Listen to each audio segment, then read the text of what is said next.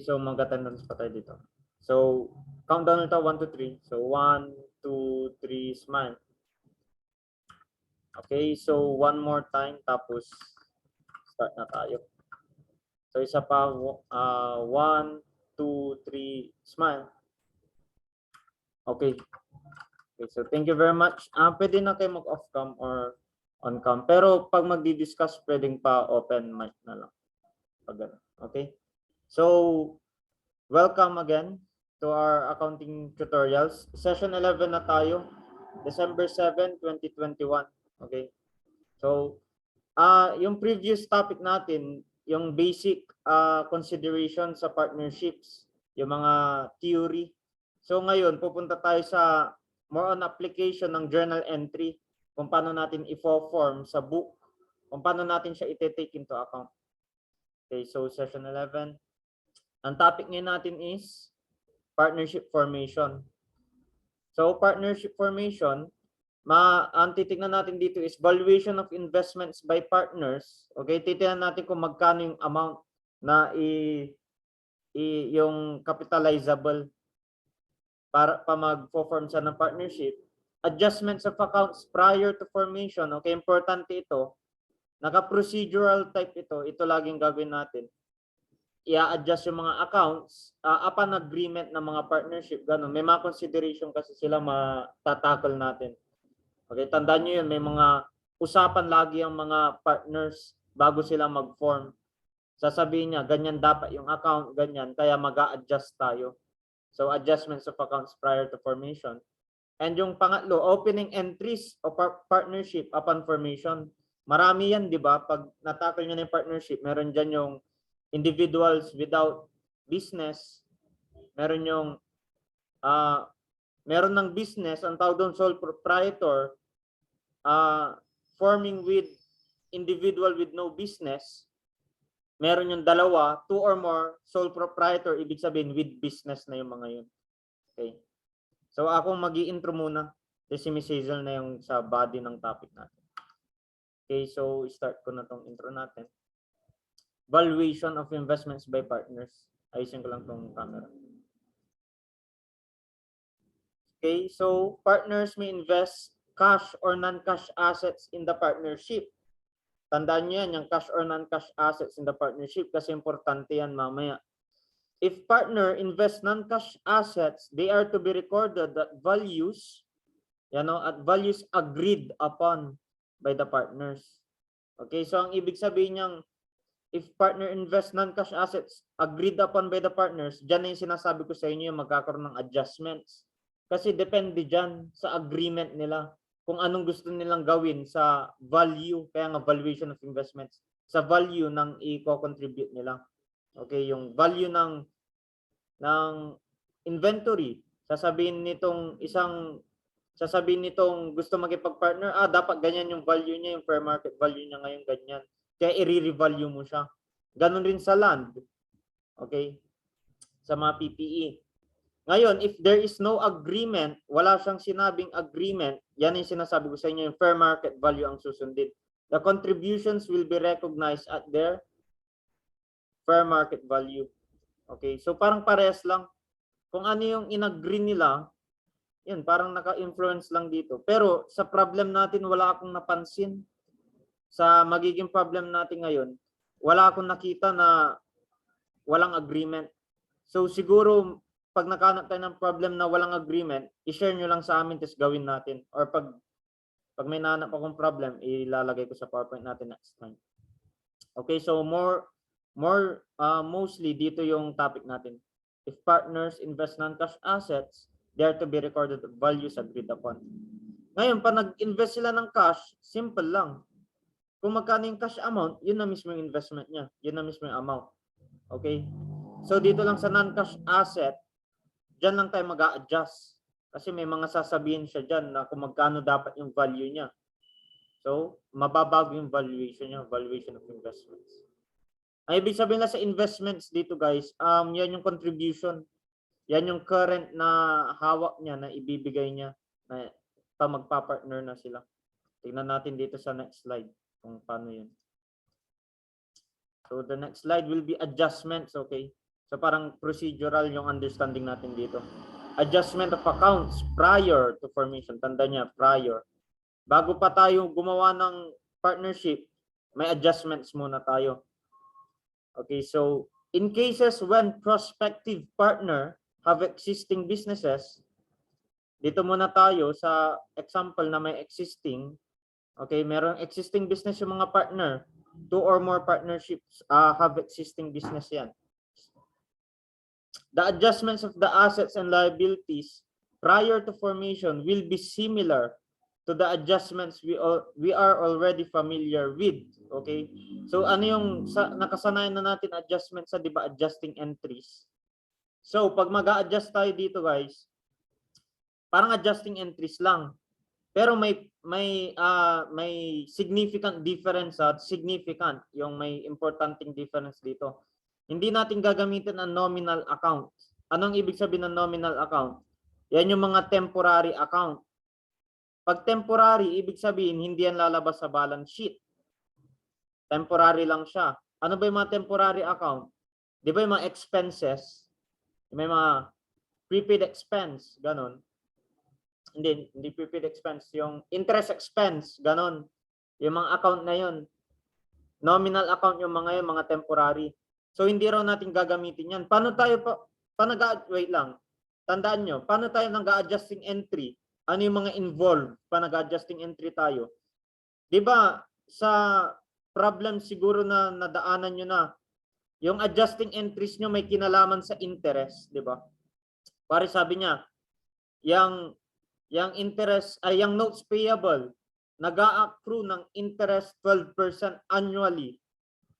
Paano ka nag-adjusting entry? Di ba magkakaroon ka ng interest payable? May interest payable. Tapos pag meron ka sa notes receivable, sasabihin niya, yan yung nag-a-accrue interest. Ano ang entry mo?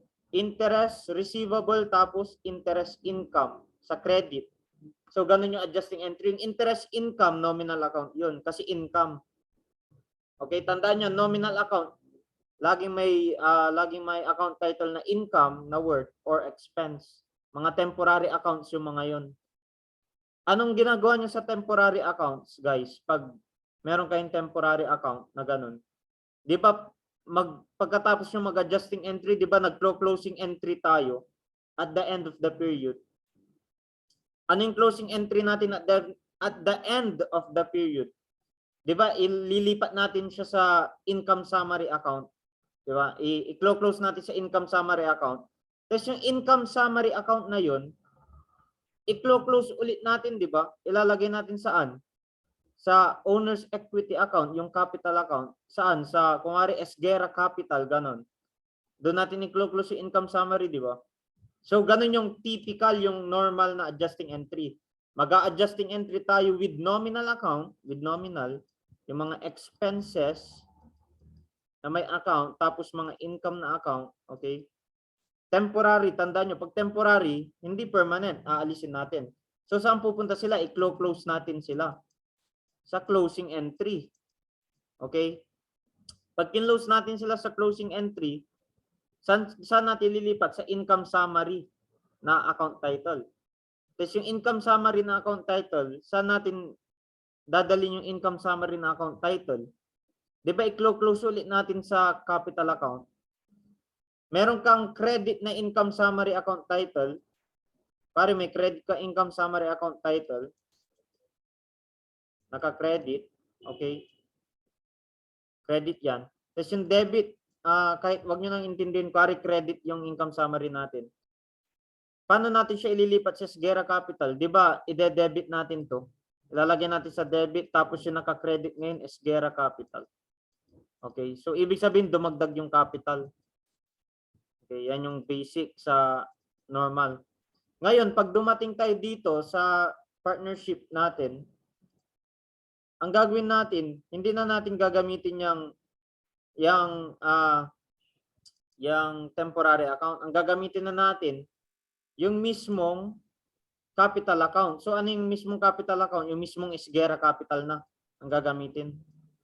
Esguerra Capital na yung gagamitin. Hindi na natin gagamitin yung mga interest expense, interest income, hindi na natin gagamitin yung mga yun. Ang gagamitin natin, yung SGERA capital. Ngayon, pag ginamit natin yung capital account, edi hindi na natin kailangan gamitin yung income summary account, ganun. Okay? So, ang main point dito, kaya natin gagamitin ng capital account para directly, okay, directly na natin tawag doon? Nakalimutan ko yung word na isa, yung letter R. I-revalue yung SGERA capital directly na. Hindi na natin kailangan gawin yung mga intricate na mga paraan na ganun na i-adjust mo gamit ng nominal account, i-close mo sa income summary account na nominal din yun, at saka mo ililipat sa permanent sa capital account. Hindi na ganun. Gagamitin na natin mismo yung capital account. Okay? Ngayon gusto ko lang i-explain, nagtataka kayo bakit capital account agad? Bakit hindi natin gagamitin yung nominal? Kasi ang meron dito guys sa partnership formation, ang meron dito, tapos niya nang i-close yung book, okay? Makikita nyo dito sa mga dates, okay, tandaan nyo. Ang gagawin natin sa partnership formation, tapos nang i-close yung book, ang ibig sabihin, tapos niya nang gawin yung mga sinabi natin, tapos niya nang ilipat sa income summary, tapos niya nang ilipat sa capital account. Yun yung closing entry, di ba? Pag tatapusin mo na yung book. Ngayon, ang mangyayari kasi dito, madi-dissolve na yung mismong business niya. Okay, madi-dissolve na to. Yung existing, matatanggal yan. Kasi magfo-form na tayo ng bago. Okay, matatanggal yung existing business. Pero bago natin tanggalin yung existing business, gusto niya ulit mag-revalue, gusto niya ulit mag-adjust ng accounts, di ba? Di ba sabi niya pa mag-form ang partnership, sasabihin ng isang partner, ng isang prospective partner, ibig sabihin yung possible. Sasabihin ng isang possible partner, sasabihin niya dun sa gusto makipag-form sa kanya, sasabihin niya, okay, so yung inventory mo, amount niya currently is 200,000. Sabi niya, i-review natin yan. Dapat 180,000 lang yan kung gusto natin mag-partner tayo. So anong gagawin mo? Anong gagawin mo bilang accountant? Di ba, i-adjust mo ulit yung entry. Okay? I-adjust mo yung entry pero tapos ka na mag-close. Di ba, pa mag-close ka ng entry, gagamit ka ng income summary, di ba pa mag-close ka ng adjusting entry, ililipat mo sila sa income summary. Tapos pagkalipat mo sa income summary, ililipat mo sa capital account. Pero hindi niya pa na-close yung books na yon. Ngayon, close na yung book natin, yung nakasarado na, wala na tayong gagalawin dyan. Dapat sa December 31 ulit natin yan susulatan. Ang gagawin natin kasi, ida-directly na natin i-account sa capital account. Kasi na-close na yung book. So, dito natin kailangan gamitin. Mapapag-aralan nyo din kasi ito pag may problem na yung close na yung book tapos kailangan nyo mag-adjust. Ganito yung normal na gagawin nyo. Sa mismong capital account nyo na i-translate yung adjustment. Okay? Sa mismong capital account. May advance pa yan, parang ganyan. So parang advance na rin to. Sabi ko na yung reason. Kasi ito, parang hindi niya binigyan ng reason. Basta sabi niya, ilagay mo lang sa capital account. Pero yun yung reason. Pag close na yung libro nyo, tapos gusto mo pa mag-adjust, yung adjusting entry na yun, dapat ang kasama niya na capital account kasi dinirect mo na. Hindi mo na kailangan gawin yung income summary account. Okay, so nagets nyo yun, yung ganun na reason. Parang close na tong libro, tapos nag-adjust ka ulit. Okay, so basta sundin nyo to. Gagamitin na capital account, pero yun lang yung reason kung natin. Okay, so nominal account, basta yung nominal account, temporary accounts, yan yung expenses at saka income. Okay, so however, these adjustments that normally involves a debit or credit to a nominal account would now instead debit or credit to the capital account of the partners. Reason, in the end, ito yung mas reason isa. In the end, the nominal accounts is bound, okay, kailangan talaga bound to be closed into the capital account. Ayaw.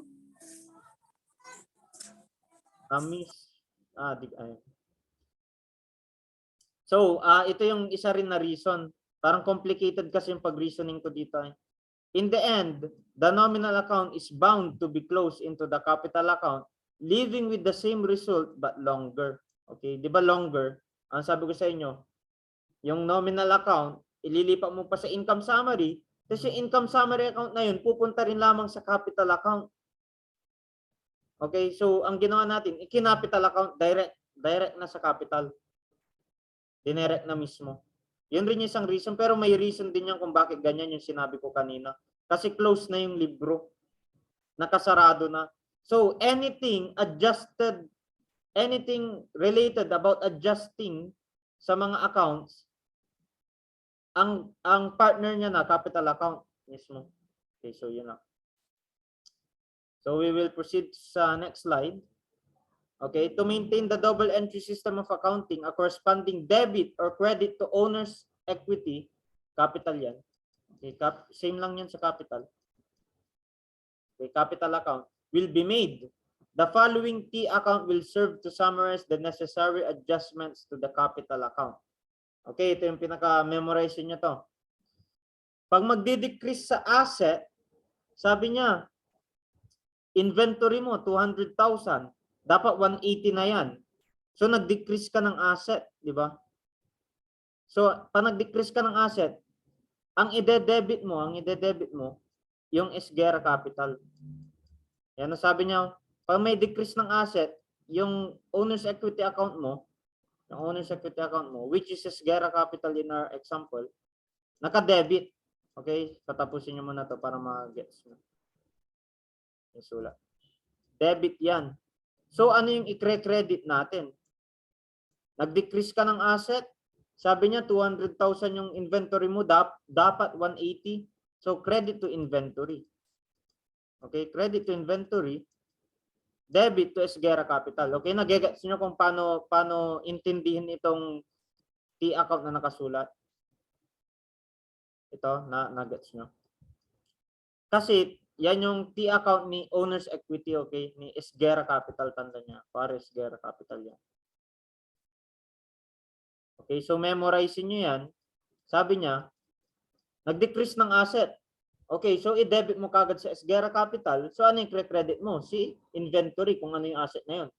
Nag-increase yung liability. Ano yung normal balance ni liability? Credit. So siya yung naka-credit. So ano nakasulat dito? Esguerra capital yung naka-debit. Di ba sabi niya, i-debit mo si Esguerra capital kung may nag-decrease ng asset. I-debit mo si Esguerra capital kung nag-increase yung liability. I-debit mo si Esguerra capital kung nag-increase yung contra asset account. Yung contra asset account, yan yung dalawa yung contra asset account. Yan yung allowance for uncollectible accounts. Para kanino yon? Sinong kinokontra niya? Si accounts receivable.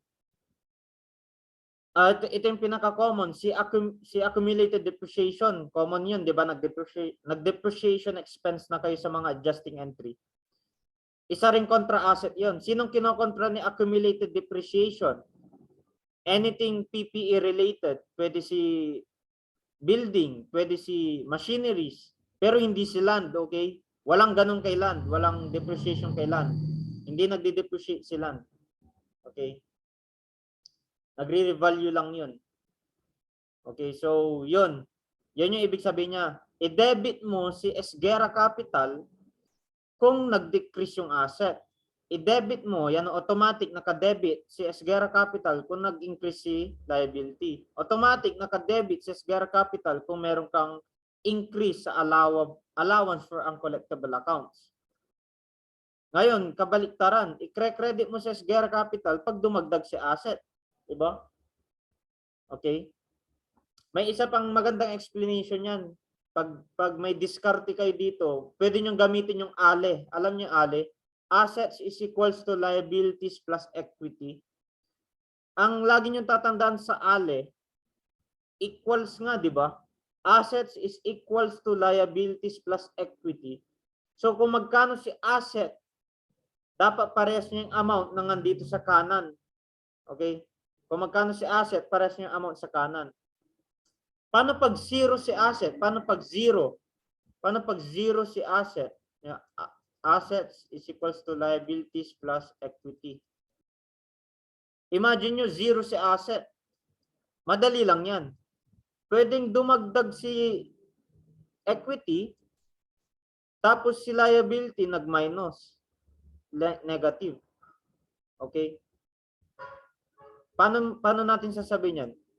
Decrease in liability. Ilas nyo si liability. Pag nag-decrease si liability, anong mangyayari? I-credit nyo si Esguerra Capital. Ano yung normal balance nito? Ano yung normal balance ni Esguerra Capital? Ano normal balance ng capital? Di ba credit? Di ba credit? I-credit nyo si Esguerra Capital pag bumagsak si liability. Anong mangyayari dito eh? Bumagsak si liability, so negative siya. Si capital, si Esguerra, kinredit mo nung bumagsak si liability. Si Esguerra Capital, normal balance niya credit. Di dumagdag si equity. So pantay pa rin, parang nagtawag dito, parang nag-cancel off lang sila. So parang 0 is equals to 0. Okay? 15,000 yung bumawas kay liability. Dumagdag kay equity ng 15,000.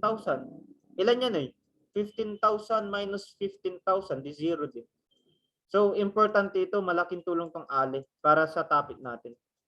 Kung gusto nyo nang mabilisan, kasi baka may problem na ibigay sa inyo ganito.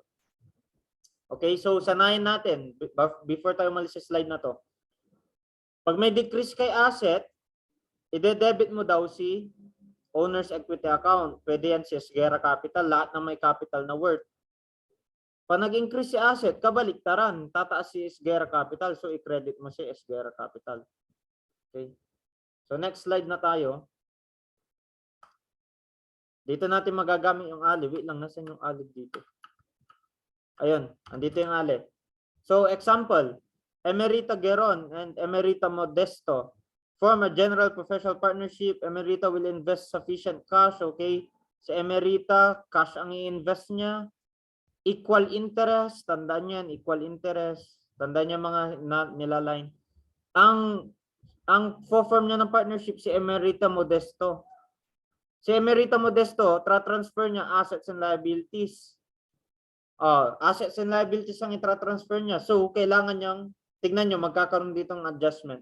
The account balances, ito yung account balances ni Modesto. Cash, 180, basahin niyo na lang. Accounts receivable, 300 before adjustments. Before. Office equipment, 1.5. Accumulated depreciation, lahat andyan na yan. Okay, so next slide tayo. Ano yung adjustments? Sorry, naka-indicate na dito yung problem, yung solution. Pero ano yung adjustment? Di ba sabi ko sa inyo, kada may hindi magi-invest ng cash, ng non-cash, invest niya non-cash, lagi may adjustment. Ito yung adjustment natin. Baksan ko. Yan ang adjustment natin. It is agreed, tandaan nyo, it is agreed, ano yun, agreed upon by the partners. Okay? An allowance for uncollectible accounts of 5% of accounts receivable. Magkano yun? Yung accounts receivable niya, 300. Ilan yung 5% ng 300? 15. Tingnan nyo. Nadagdagan ng contra asset account. Diba? Negative. 15. Meron ba tayong existing na allowance for uncollectible accounts? Wait lang, double check ko lang guys. Mali. Okay, wala. So, kakadagdag lang yan. Okay, kakadagdag lang yan. Negative 15. So, ano mangyayari kay owner's equity, kay Modesto Capital? Ano mangyayari sa kanya? Babawas din. Kasi dumagdag Dumagdag yung contra asset. Pag dumagdag yung contra asset, ano yun? Increase in contra asset. Tinagalog ko lang. Ide-debit mo si Modesto Capital. Okay, ito yung paraan natin, hindi muna tayo mag-journal entry. Tignan mo nyo muna to. Ganyan ang itsura. Pag assets is equals to liabilities plus owner's equity. Prepaid expenses amounting to 30,000 were omitted. Omitted, ibig sabihin, hindi niya sinulat. Error yan, accounting error. Kailangan mo isulat. So, isusulat natin ngayon. This is to be recognized. Sulat natin ngayon kasi hindi niya sinulat eh. Dadagdagan tayo ng asset. Diba? Increase in asset. Anong kasunod nun? Diba lagi na tayong account, capital account na lagi ang kasabay? 30,000 kay Modesto Capital. Dumagdag yung salaries payable natin guys. Diba? Increase in liabilities. So dumagdag 10,000. So ano mangyayari kay capital account? I-debit mo, di ba? Increase in liability, tignan nyo to. Increase in liability ito nasa debit. Increase in liability. De-debit mo si owner's equity. Okay? Tignan nyo, zero yung asset, pero nag-cancel off tong dalawang to. So, gumana pa rin yung ali natin. Di ba? Ang laking tulong ng ali. Malalaman nyo na tama yung ginagawa nyo kay ali. Yan yung pinaka-basic. So, after adjustment natin, ang gagawin lang natin sa after adjustment, kung magkano yung nangyari. Di ba? May dumagdag tayong allowance for uncollectible accounts. Credit yan guys credit. Tignan nyo siya dito. Naka-credit siya after adjustments. 15,000. Meron tayong dumagdag na prepaid expense. Lagyan natin ng prepaid expense, 30,000. Tapos, meron tayong dumagdag na liability na salaries payable. Nagkaroon tayo ng salaries payable ngayon. Meron na tayo kanina, pero dadagdagan lang natin ng 10,000. Magkano yan kanina? 35 ngayon. Magkano yan kanina? 25 yan kanina. 25. Okay? So, ganon. Parang may mali dito, sanay lang. Parang hindi ko napalitan tong Modesto Capital. Ang alam ko, mapapalitan natin. So, basta ganyan, after adjustment, susulat nyo siya na ganyan.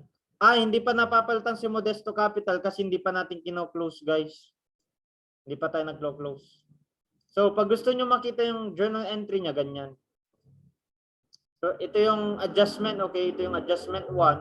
Adjustment 2, adjustment 3. Tingnan nyo, Emerita Modesto Capital. Lagi siya yung kasunod, okay? Yung prepaid expense, asset yan Kahit may expense dyan, asset yan. Kaya kanina, tinlarify ko, kanina hindi ko sinama yan. Interest expense, sabi ko sa example. Okay, salaries.